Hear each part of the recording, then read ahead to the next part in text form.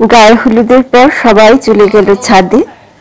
সেখানে গিয়ে একটা মজার খেলা শুরু হলো। সেটা কি না, কনেকে ভাঙতে হবে একটা মাটির খুঁড়ি। সেটা বা পা দিয়েই ভাঙতে হবে এবং পাটা শিলের ওপরে রাখবে আর সেটাকে একবারে ভাঙতে হবে। খেলার নামটা কেউ কেউ বললো, যারা বয়োজ্যেষ্ঠ বললো কুসুমডিঙা খেলা এটা বলে। বিভিন্ন ধরনের বিভিন্ন জায়গায় রীতি রিচুয়ালস আছে।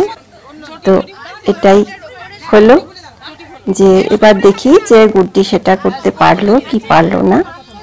এদিকে সবাই আমরা এমনভাবে ঘিরেছিলাম, সেই ঘিরে থাকার জন্য ক্যামেরাম্যান তো ফটোই তুলতে পারছিল না।